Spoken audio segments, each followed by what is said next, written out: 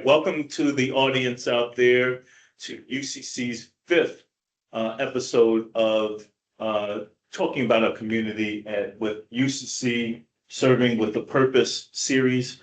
Today, my guest is Latonya Easterling, who is the Director of Rental Assistance at United Community Corporation.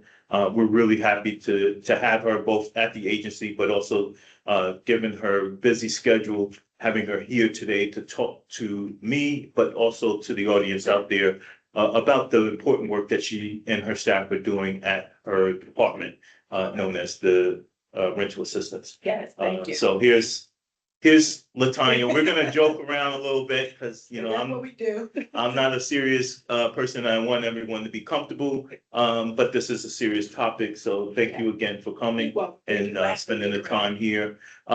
So if you can, just introduce who Latonya Easterling is, what brings you here to UCC. So just to be brief, again, Latonya Easterling, I did 34 years at the Newark Housing Authority with client assistance. I retired 3 years ago and then joined this wonderful team over here because I felt like my job wasn't done. Just working 34 years, helping the community, moving people forward with our family self-sufficiency program. So when I was reached out to with coming to work with Craig, and I'm like, it's like a win-win here because I'm still doing the same type of services. It's just that those residents were housed. We deal with a lot of residents that may be unhoused or facing eviction.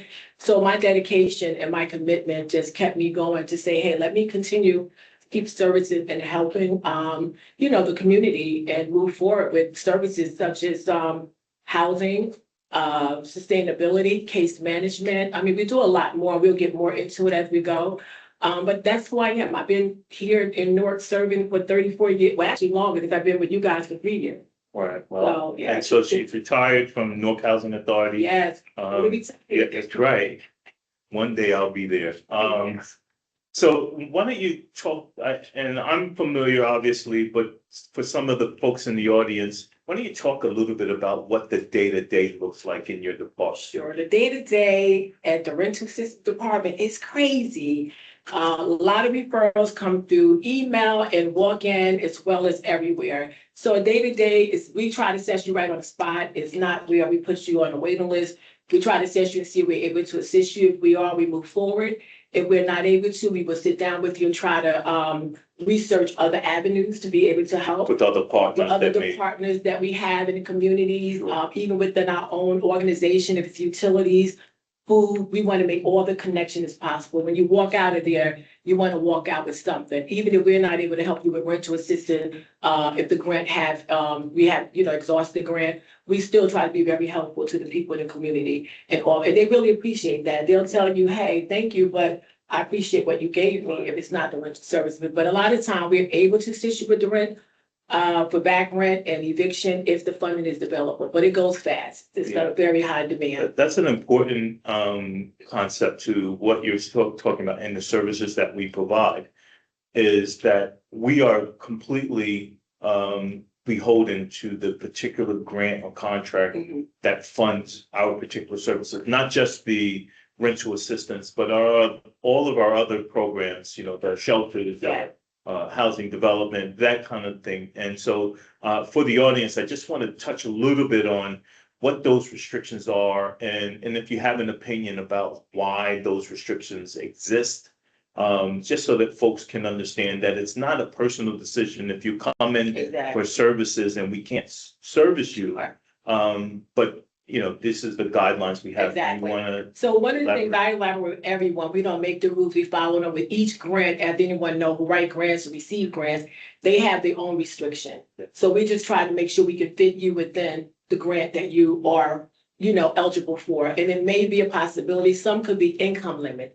Some could be eviction only, meaning fell behind, but it's no eviction, which I never want anyone to get an eviction because that goes on your credit. It hurts you moving forward. And then we have some there's no eviction. So again, we can help though. We have some of a higher income that can help like us. So we try to fit you into what we have. And if we cannot, like I said, we try to outreach or give advice, say, hey, see if you work out a payment plan with your owner. And that's one of the things I did a lot when I worked at the Newark Housing Authority, recruiting people, landlords with Section 8, as well as working out a payment plan. Because back then there was no money for security deposit. You get called off the waiting list, you need to have your money. That's right. And so now, thankful with our program that we have, Craig, it allowed us to help some of those first-time Section 8 clients with security deposit, if they're eligible, being the very first time. So we come a long way, but again, I will offer other advice if there's no funding, how to get that unit secured. So That's, yeah, again, and I'm really glad we're having this conversation because I think that there's some nuances to what you just mentioned that I want to make sure that we illustrate to the folks out in the audience. When you're on the Section 8 waiting list, it could be weeks, months, years before an apartment comes up. And then when they call you, they're not saying to you, we'll give you some time to bring together your security deposit. Right. So if you've been on the waiting list 3 years, and that's obviously something that could happen, you could be on the waiting list for Section 8 for 3 years or longer. Then they call you and say, okay, we got a unit available, come quickly to the office and fill out the Pretty paperwork. much, yeah. So pretty much when they call you off the waiting list, and again, I'm speaking on my experience when I used to run Section 8, I was the one to call you off the waiting list, give you a brief and give you a voucher. So you're given time to look, but again, it's not like, oh, hold up, I got to find security. It's like you find a place within that time frame, the 120 days, and now you got to make sure you have the security to go with it. And within that 120 days, as a Section 8, a potential Section 8 recipient, you're not only expected to come in, find the apartment, but also save the security deposit and live your life, because you can't just stop paying your landlord where you are now. And so, and not saying that it's unrealistic, I'm saying that for the challenge of our community, you're being asked to do more than one thing at the same time. Yes. And that is not only pay the rent where you currently live, so you leave that current, but you gotta save for security. So like I said, the blessing come when we can and the money is available. We have helped a lot of first-time Section 8 clients with their security deposit. Yeah, and security deposits tend to be 1 or 1.5 times the rent.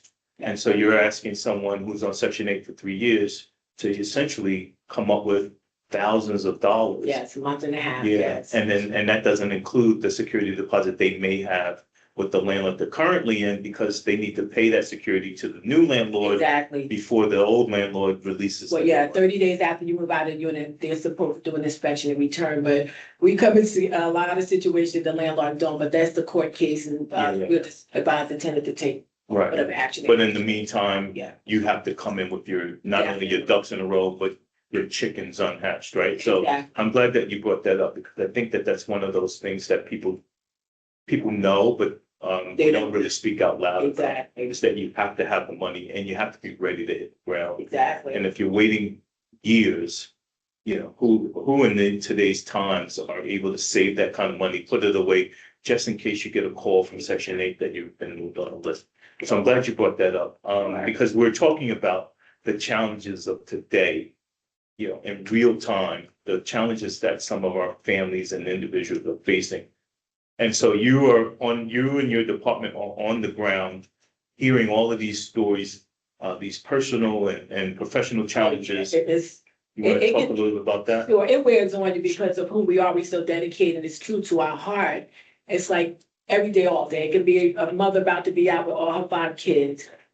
Someone actually already out. We have a gentleman today that after I leave here, I'm going to deliver a check for his back rent so he can regain entry back into the unit. He left with no medication, no nothing. And I'm like, go to the pharmacy and ask for a courtesy insulin for 2 days. I got him a complimentary room at the shelter, like you mentioned. I called Miss Booker and she was so nice to say, hey, he can come here. So once the check is in the hand of the housing authority, they're going to go ahead and let it back in. He waited to the last minute himself, and that's what we face. A lot of people, 2 days, 1 day out, we try to work fast, but that's sometimes too fast. So we try to see if we can negotiate and get things done. I'll bother Craig real quick. Craig, look at this, honest. So we try to work with, but the day to day, it can wear in your heart like a mental. That's why I tell my staff to shut down, regroup, because we sometimes going through the same thing, believe it or not. That's just that robbing Peter to pay Paul, and you're just trying to. So we're very compassionate, and it does wear on you sometimes, but it's a blessing when you can say, "Oh, we saved a few people, and we can move forward." Let's talk about that. You're you just mentioned that you're gonna be driving, physically handing in a check to keep someone in their apartment. To get it back in. And so here you are as the Director of Rental Assistance for, United Community Corporation. How many staff do you have in your department?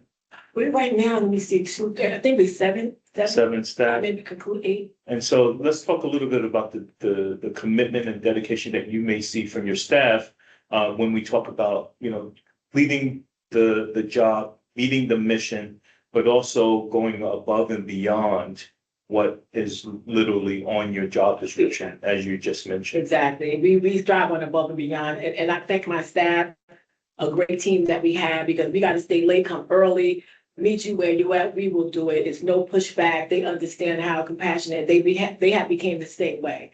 We deal with people in real time. It's not a one story. We know the story. We right there in the story. So, their commitment is just like mine. We here to help if anything necessary. We had a staff person literally to take a person home with her who was homeless and pregnant until the baby was born, and we were able to get her a voucher, and got her furniture. She's on her own. She's a TSA worker, yeah, so it's like, we don't recommend it, but that clicked, she hung out with us in the office until we were able to help her. But it's like, we are there, and I'm very compassionate. Craig, I can be over the top sometime when I'm like, Craig, I need this. This is what I'm trying to do. Amen. We didn't have to say amen. We'll edit that out. Yeah, edit that out, but and never take it to heart, Craig. I'm just very compassionate in what I do. Absolutely. I can come off a little, I know my personality, but that's who I am and who God made me, because I will fight for the people. Like I said, my dedication is here. City of Newark for as long as I can remember. And don't try to guess my age, because I said I retired and I have 34 years. I may look 34, but it's okay. So yeah, we are very dedicated to what we, right? No, I get it. And obviously I'm joking. The passion that we all have is exhibited in the fact that you're dropping off a check to make sure that this person who it sounds like has some physical challenges and some health challenges. He had a hardship. And actually prior to coming here, I dropped off 2 checks at J.C. White, but 2 people in a shelter, one being ours, who actually moving in. So prior to me, I just dropped off 2. With casework, when I came in, he's on his way to go take his rent so he can get his key. Yeah, see, look at that. And that's a celebration right there. We got someone God, yes. Potentially on the street. So let's talk a little bit about what the situation is with evictions, not only in the city, if you want to talk, everywhere. But what's that? I would say, honestly, it's the high rent. It's the rent. It's very extremely high. Income is not allowing you to pay, the high rent out here. And the people just struggling, even with Section 8 voucher. We found that we recently got a lot of people with Section 8 voucher who income goes according to their rent goes 30% of their income. And if your gross income, so they're like, Ms. Eastland, but I got to pay my car note. Unfortunately, they don't take any of that into consideration. The government is your gross. We know we don't bring home, and it's 30% of your gross, not your net. So me working in Section 8, doing this for years, I kind of understand. Yeah. Me, who was once a recipient of Section 8 for 2 years, and then I purchased a home. They didn't have a home ownership at the time, but my goal was to use it and let it go and move forward. And that's, it really helped me move forward. After my mom passed, I moved out, and that voucher helped me until I was income out, but also I wanted to purchase a house. Yeah. And that's gross. So just the yes. the quick math, and it's a little bit off, but if someone is earning $3,000 a month, we're saying that their income would only allow them to afford $1,000 a month. Yes, 30%. Right, obviously that's, a round number. And yes, 30% of your We're income. even on $1,000 a month. That's why I tell them you can't afford to lose your voucher or housing. Yeah. That is a golden ticket, and I think they should treat it as such. Yeah. Because when I show them the real rent out here, it's like you're going to have to probably get a part-time or something to make up. What's an apartment? Let's say if I'm me and my wife and then 1 child, I need a 2-bedroom. What's a going rate for 2-bedroom? I'm gonna be honest, you can start at 2,000. 2,000. I have studios that are 1,500 and 1,700. Studio. Studios, this is studio. Just the SRO, single residence. Resident. So it's extremely high. And we really try, that's why we do the case management with our clients, especially those who are in housing or affordable. And let me be clear, there's a difference between affordable and low income. Low income goes according to your That's income. important. Affordable is what the going rate of that particular property. So it could be higher than 30%. Yeah, and it's based on the fair The market. fair market rent of the other area. apartments in the area. And then Section 8 is where you can take your Section 8 that travels with you. You subsidize the unit that you move into. As long as the landlord is willing to accept it and the apartment. But that's a law. They can't deny section. They cannot, but they have ways around it. And again, again, bringing up my experience, and I recruited a lot of landlords when I worked for Newark Housing Authority Section 8 program. But it's the law, but by the time you fight it, but they'll find another way. I rented the apartment. Yeah, sure. You know, back in the day, they was fighting to get Section 8. They would literally call, y'all got Section 8 clients?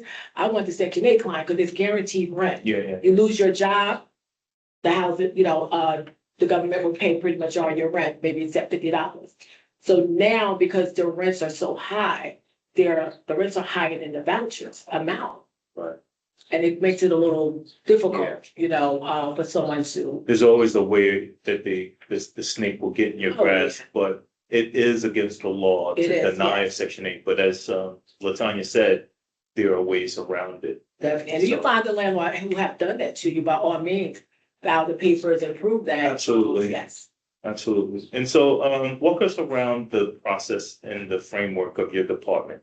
So as a client or potential client, when they walk in with a housing need, what are the first things that you do? So your staff does? Sure, when they come in the door, we welcome them to have a seat, water beside outside. We find out what they're there for. We do an assessment. One of my staff is assigned to do an assessment. They fill it out, we look it over. Okay, we then bring them in to say, hey, this is what you're gonna need if we can move forward. And everything is pre-screening. We don't guarantee until everything is there. Sure. So that's how pretty much it works. If we know at the top by looking at your assessment, we are not able to assist you, we'll let you know and say, listen, hold up, let me find some information. Let me put you in contact, let me make a phone call. We try not to refer unless we call to make sure those services are still available. Sure, because I hate blind referrals. Yeah, because some people like, they told me to come here, I took a bus, now I gotta, I'm like, have a seat, we're gonna We're call. gonna figure this out. Yeah, so we have like a few people come for utilities, but they come to that location. Right. I'll call and just say, hey, we have, send them over, or just fax the information over to us and we'll take it. Yeah, so we try to make everyone, because I know how it is traveling on a bus and you got to move around and people just send you places and you get nothing, so. And the expense of traveling around just to show up somewhere and they're not Exactly. ready for you Yeah, is also a detriment to not only the trust that the community should have in agencies and operations like ours, but also the system exactly. as a whole. And so let's talk about a little bit about the system. So, UCC was very fortunate enough to be awarded the omnibus Yes. program from DCA, Yes. Department of Community Affairs, and also the TD Bank Housing for Everyone grant. What are those two programs and the options that those programs give to your department? How have they affected the work that your department is doing? Well, it's definitely, more work because it's more money, so more people we can service. So it's definitely like caseload is crazy, but like I said, we get them in, we try to do you on the spot where you're not being weighed, but the grant allowed us to be able to assist, again, back rent, eviction, pre-eviction. You can do a little bit more. Rental applications and some, on some part of it, we try to talk with the management company to eliminate these application Sure, fees. sure. But it allowed us to also, God forbid you have to move and your apartment is waiting for inspection and you had to move out. I mean, we had paid for a hotel for 1 or 2 days, but it had to be, you have some way. We can't put you in there, you're on vacation. Right. It allowed us, we had a client who his work was through his car. We paid for his car to get fixed, but that was his means of how he would take care of his family. With proper documentation improved, no cosmetic, it's more, he's an Uber driver and he delivers, so that was his means. And he was already in our program, so again, case management, you're in our program, we're gonna give you everything that we can offer you, from food to electric bill help to whatever you may need. And now with this particular grant, we can help with the car service as well. Yeah, so that's important. Yes. Another important aspect. See, I told you she was worth the interview. You know what? So here we are as an agency, community action agency, around 62 years. Our mission is to take people from dependency to self-sufficiency. And so here we are talking about eviction prevention, rapid rehousing. But as she just mentioned, we're also trying to meet the needs of the community that comes in. And so this gentleman, I assume it was a male, Yes. that had an issue with his vehicle, which is a lifeline, because that's his work. We were able to jump into action and help get the car back on the road so that he can go and continue to make some money Yes. to support his family. And those are the things that I'm really proud that we're able to do. And I want to also throw a special shout out to all our funders, but specifically TD Bank, Yes. with their Yes. Housing for Everyone, because that funding came in with little to no restrictions. And it allowed us to fill the gaps where some of our other program funds do not allow us to do. And so we can, and I'm not saying that TD Bank helped with the repair of the car, but today we had an issue. Today, I was there is, Yeah, go ahead, please. today we had a gentleman, that was referred for 110, Ms. Kara Watts, He was homeless. he was homeless and they found secure housing in Macon, Georgia with his family. So they reached out to us, hey, Latonya, we need to get him there. I went to Craig. We done purchased the bus ticket. We have a gift card for $100 that he can get food while he's on his long ride.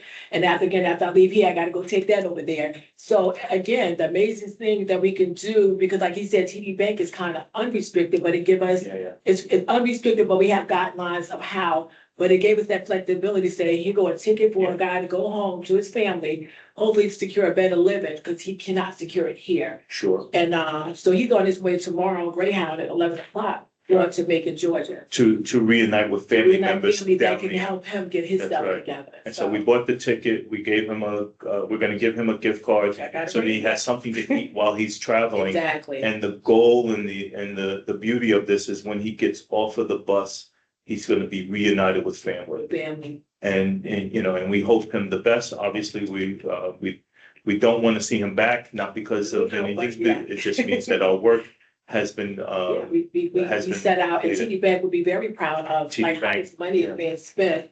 And the gift card is like a surprise. You don't even know about it. right. So yeah, Carrie's going to surprise. Because my thing is, you put someone on that long ride, you need to be able to sustain and eat and still have your dignity. Like I just not on the bus sitting here. So you know, he has $100 to ship to use for food, and that was because again, our assistance, rental assistance department goes above and beyond. And there was a very short conversation about getting the bus ticket. Yes, the answer is yes.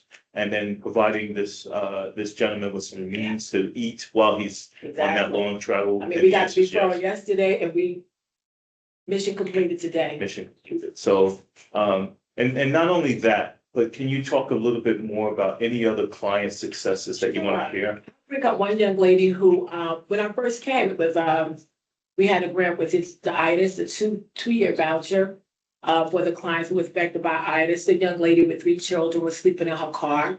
I immediately just grabs up like what you need, you know, we was looking for a unit, because again, it's not easy to find a unit with this price range. We were able to locate a landlord that was willing to rent to her apartment. I did a pre-inspection to make sure the apartment was up to par before Section 8 came looking, because I don't like the client to waste their time.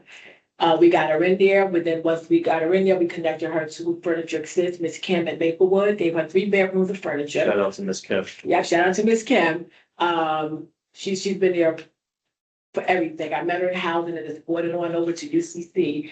She got furniture for the young girl. Our staff bought something as well, something special for each little one. She attended to Shopping with Heroes for the last couple of years. She does the book bag, like everything that we have, she participates in. She's now looking for a job.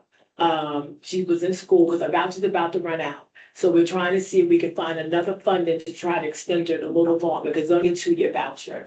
But she's been doing so well with just trying to push herself up to be self-sufficient. Yeah. And that's what sold me with UCC, that self-sufficient. I believe in that. I was that, you know, a young mother who did what I had to do, because I can't depend on the system. It wasn't enough, you know, public assistance for me to be like to get what I want to be for my oldest daughter, who you just met. So yeah, so it's like my drive is to push others. I've been there, so it's like, I know it's doable and you can work it, you know. I always say, don't let the system work you, you work the system so you can use it and move forward. Yeah, I mean, the system is there, right? And there's we call it a benefit, right? These are something that you are eligible for. Obviously, we do the intake process and figure it out. And so I think that a lot of times, you know, and I always use this, you know, closed mouths don't get fed. That, you know, if you are not familiar with the options of support that you are eligible for, you're missing out on that. Exactly. And so Latonya just mentioned that she was also, you know, a beneficiary of the system. She took advantage of it because it was a benefit she was eligible for. And for our community, we don't speak up enough, and sometimes we suffer thinking that no one is here to help us. And I want everyone to hear me, who can hear me, to tell a friend or tell yourself again, that UCC is here to help. And if you qualify for it, it's your benefit. Definitely. And like I said, I look at all of them as a stepping stone.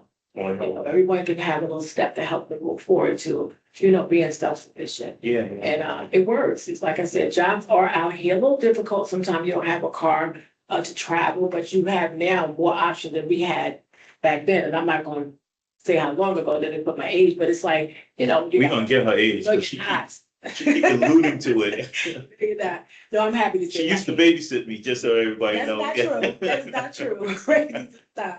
We probably around the same age here, but yeah, it's a blessing. And like I told Craig, when I really put it for another job working with the youth, but then I heard Craig was like, wait a minute, you know, she got a housing That's right. I background. saw your resume. And I said, you know what, God, he put me, because I was like, I supervise all these years. I just want to go in and do my work, go home.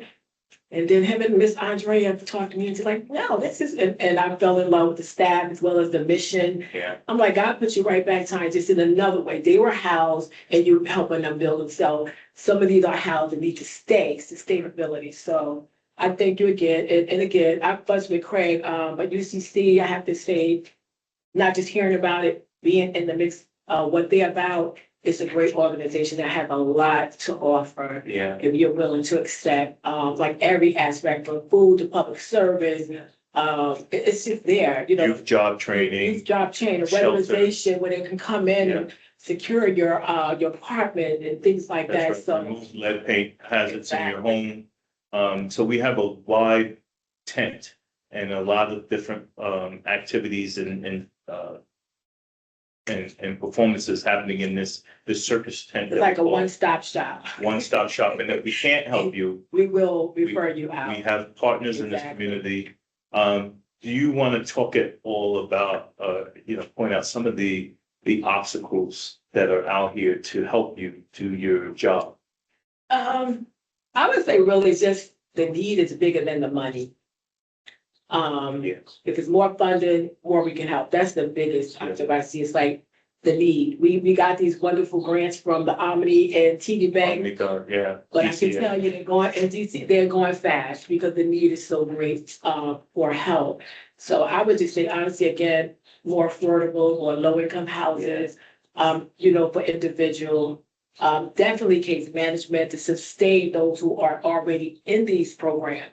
Because I look at it like, if you're in one of these, that's the golden ticket, treat it as such, pay your rent, do what you have to do.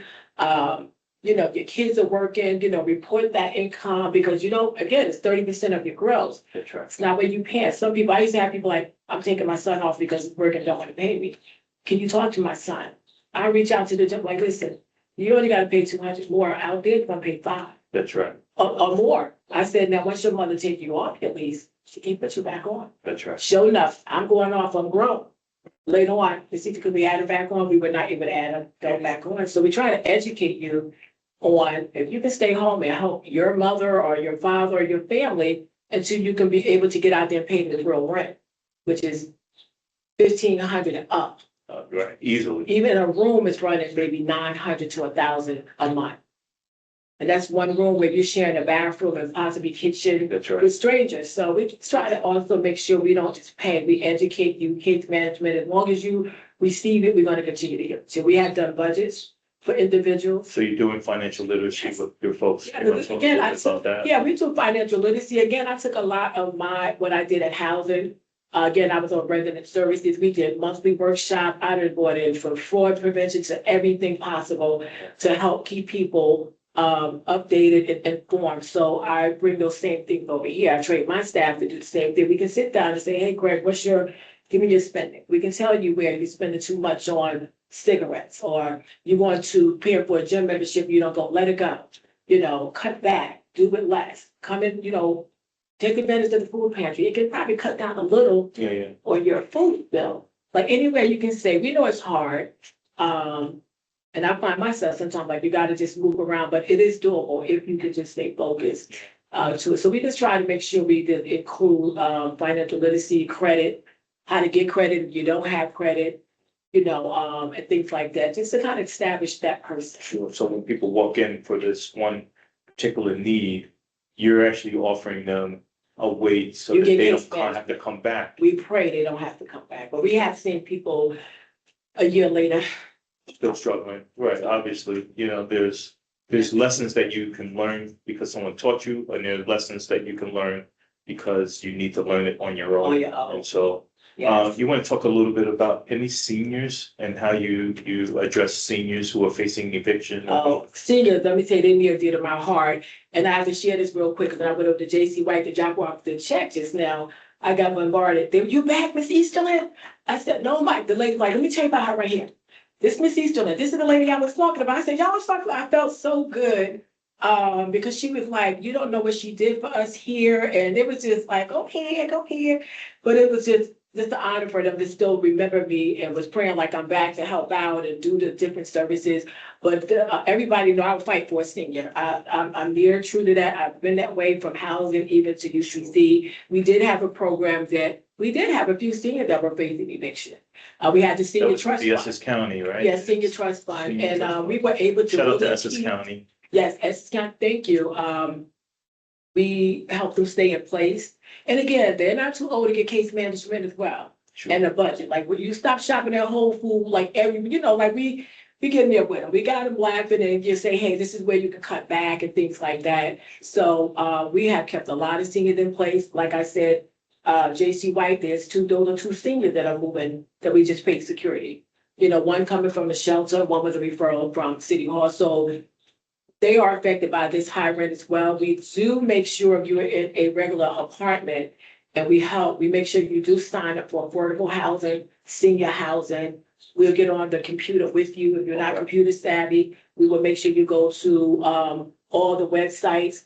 And we do that with everybody if you're not already in a subsidized affordable. But again, that's us not going above and beyond, but holding someone's hand to help them to make sure that they get to where they need. And we make sure, well, if you did, I want proof that you filled on it, you went on there and filled out all this application to say, because that's what's going to help you. You need for their income is now fixed, and it could be a good pension or Social Security, but everybody's not blessed to have both. They may just have a Social Security, the job that or offer a pension, so you're living on a minimum income trying to make it. Yeah. And so we mentioned during this short time with you, a few of our partners. We talked about Essex County and Newark Housing Authority. Rutgers. City of Newark. We have so many and we have gained so many. And again, a lot of times they reach out, want to partner with us. And again, we open. Rutgers just reached out and say, hey, Latonya, we have this money for dementia, which is I work with them in housing. 61 and older, you give me 10 seniors. So I reached out to the shelter. They want to test them and tell them how they can improve their memory and giving $50, a $50 bill just to participate. So I spoke with Ms. Booker, but they want to. I put you down, correct, too. Yeah, I think I'm sign correct.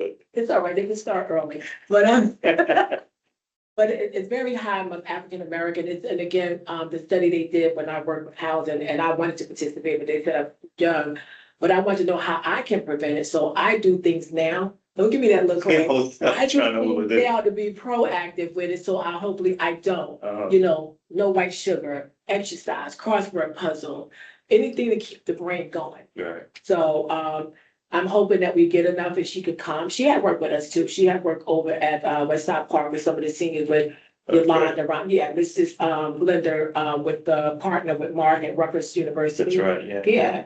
And she loves that. Wow.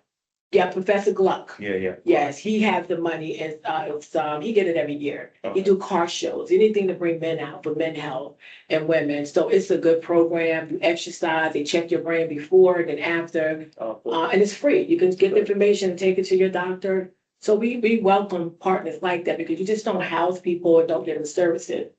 You gotta make them better and offer certain things soon so they can become, self-sufficient and the seniors keep their health, you know. How can we get our partners to do more? And yes, I'm looking at you, Newark Housing Authority, City of Newark, Essex County. How can we get our partners to help us do the work that we're doing? Again, I think we're depending on, the city, like more funding coming in, to support what we do would be awesome.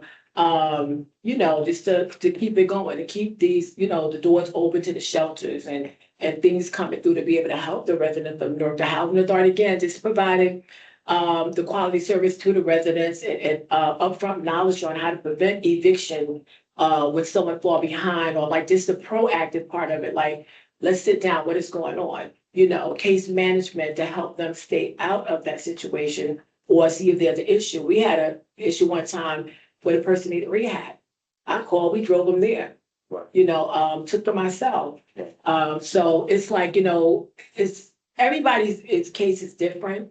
But I think, again, just working together, like with Newark Housing, when I realized we had the money to be able to help security for Section 8 clients, my thing was, I can't hold it, but I need the inspection done in a timely fashion, so that way we can link them, because you cannot do anything without a past inspection.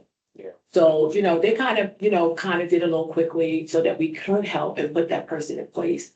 So just as a partner together, working together and see how we can help each other. Yeah, I mean, we're all kind of going after the same dollar. Yes. And the same clients, but whether they walk through our doors or walk through your doors as a partner, UCC wants to be there and to be able to nurture and serve that community. So Exactly. if they walk through your doors, the answer is yes. If you need some services from us, and I know, because I know that there's some really strong partners in this community, that the answer is always vice versa. We're gonna help each other. Definitely, working together. That's the only way you're gonna build a stronger community, bringing everyone to the table. We're all on the same, for the same goal. Exactly. So, talking about our clients, and I mentioned earlier that if, closed mouths don't get fed. Have you had any experience with a client who eventually came to you, but for years was suffering in silence because they were either unknowing of the benefits that they could be qualified for, or just too ashamed Oh, yeah. to come and ask for help? I would say maybe every other 5 client, because when you sit back behind a closed door and you've done your case management, you realize what they didn't know. One young lady who's sleeping in her car right now, who I'm making connection with our housing navigator person for apartment. When I got her call, I thought she said her mom. So when I called her back, I said, "You and your mom?" She said, "Ma'am, I haven't had a mother. I've been in the foster system." And she thanked me just for calling her back and after hours. And she was like, and what I gave her, she had me about to cry. And everybody know I'm strong. I'm kind of hard. She was like, "You're the only person that ever cared to even call me back, even you walking me through." And she's living in her car? She was living at work. She works at the hospital. She's still living. She's still there. She just spoke This is a with new Solomon. This is new. But her son, she gave him to the grandmother. And every now and then she'll get a room, but she works at Clarimax part-time. This is a working person. So we are on, I found her 1 bedroom, but she needs a 2. So Solomon is going to try to see if he can get her 2 for that same price. So her son can at least have his own room. So it really kind of like, she didn't know. And she said, "I called everywhere. You're the only one answered the phone." And again, we do get a lot of calls, guys, and sometimes we may not, but keep calling. And it's like around 6 o'clock. I stay to work late sometimes just to get caught up with something to answer the phone. And she was like, wow, like blew me, like so she didn't know. And she was just doing the best she can with what she had. And hopefully she'll be placed soon. Yeah, so I want to just plug really quickly another partner that I don't think that gets enough credit, and that's NJ211. Oh, yes. Yeah, so yes.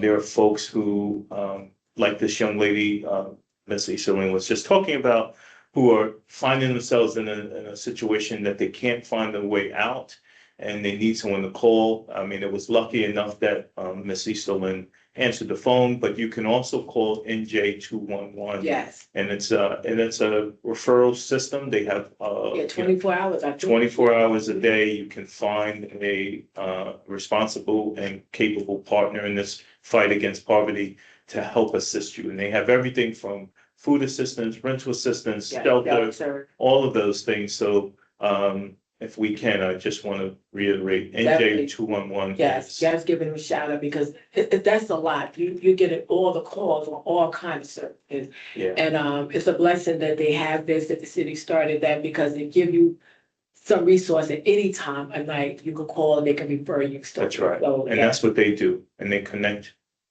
you, the community, to the agency that's looking to serve and help. So, Yes. And so for this young lady that's, you said she was in foster care. Yeah. And so I assume that she aged out of foster care, Oh, yeah. obviously did whatever she needed to do to get a car, Yeah. lessons, but also get employment at Clarimass, even though it's part-time. And so she's still struggling. If she's Still living in struggling. a car. I would say the working poor because she moved out of her unit. She didn't want an eviction because the rent was going up and she couldn't afford it.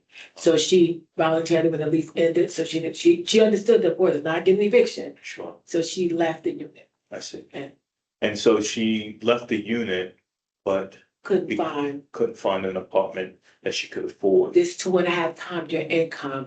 It really hurts. And I'm hoping that's something that can change down the line. Yes, the landlord want to make sure you can afford it, but that 2.5 times, you got to make this to get that. Some of the landlords I have met and worked with, especially if you have a voucher, that can be waived. But if it's like a person like me or you, Yeah, like, can you work with it as a person? Like, Sure. to give them a chance. We're paying the security, possibly first part rent, that's giving them a jump start. So I try to sell it that way to some of the landlords, for those individuals who don't have a subsidy, a voucher to say that's going to subsidize my rent to go forward. So is there anything else you'd like to explain to the audience Mhm. about UCC's mission to help and how we identify those most vulnerable? Anything you want to just give Yes, them again, an insight on? we're there, we're open to assist. We get clients from we also do table events. We're out in the community. So a lot of outreach. We're not short of clients, short of money, but not clients, but we try our best. I know Craig go after every funding he possibly can to help, to help sustain individuals to stay in their units as well as finding a unit. But again, I cannot stress hard enough, more low income and subsidized housing. I'm not sure how the government's looking at more vouchers because I know they're trying to cut some things. But even if it's a year or two vouchers, for those, that's a jump start for those who can just take it and run with it. So Can you ballpark how many clients your department will see in a year? Just a rough estimate for the audience. say within a year, and this is not who we can help because remember, some people are not eligible. Right, And you I would have to do say, the intake. I'm gonna say within a year, you could easily see over 2,000 people. 2,000 between Between- you and the 7 other And employees. over the phone, because you just don't call. We're gonna call for at least 20 minutes. Sure. Just giving advice or do an intake, It's so you 1,000. cannot come. It's probably, we touch a so- lot. And so you mentioned something about, just what the needs are for this work that we do. And I mentioned in one of these episodes, I can't remember, or maybe two, that it's the budget that keeps me up at night. And Latonya mentioned that I go after every dollar I can find, look under every rock. It's the budget that keeps me up at night, but it's really the people that work for UCC, that I consider teammates, and in this work, but it's also the community that we serve that gets me out of bed.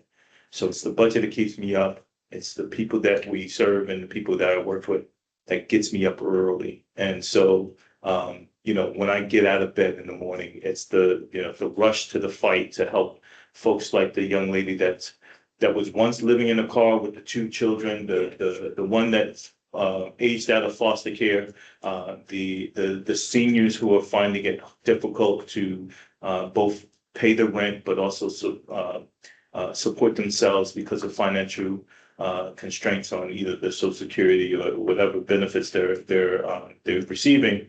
And the fact that I have a director of our rental assistance program with checks in her hand right now that she's going to hand deliver to keep people in their homes. I'm a passionate fighter against poverty. I was once one of those folks in poverty, so I totally understand and I appreciate Latonya for her dedication, her and her staff for their dedication. Yes, definitely. I think, and I want to just, because I know they're probably watching, but, and I'm gonna call a name, because I'm for one. Yeah, don't say the one name I'm thinking, no, all of them, I they get their shot. want to thank them, because they all play a major role. Yes. Gina, Jalea, Anna, Ebony, Daniela, and we have a new gentleman, Reggie Davis, which was a great asset to us. We had no men in our department, and we get them clients sometimes want to come in a little rough. I mean, I can handle them, everybody knows my black belt, but anyhow, that's another story. But it really shows like we got someone there. And that's it. I think I mentioned everybody. I think we're probably less than that, but we are strong. We're small, but we're strong. And everybody, it's not just Latonya, because you're only good as the people who work for you and how you kind of get them involved and see your vision, which is Craig vision. And that's what I'm there to do. Yeah, I appreciate that. And so it's not Bruce Lee, it's Bruce Easterling. The pad is I gotta do it. Man Jam. So Keep going here. Okay, Craig, it's Latonya. Latonya and her staff and she mentioned all of you, and I want to just say, if you're watching, thank you for your work, because we are expecting a higher rate of evictions and homelessness. It's already up. It's already coming up. We're the highest Essex County. I got City of Newark. whole Essex County. Wow. We got a list over 1,600 people. Facing eviction. Yes. And so if there are funders out there, potential funders, Yes. Give us please the contact us or shoot me an email. I'll give that to you now. You can go to our website and see all of the other programs that we have. Yes. It's at www.uccnewark.org. That's UCCNewark.org. And my email address is craig.maynor@uccnewark.org. Thank you again, Latonya, Bruce Easterling over here. Don't mess with me. And thanks the audience for tuning in. I appreciate you guys. So much. I want to thank our outreach team. You guys are awesome. Thank you. She did it while he cut it off. Oh, She yeah. had it.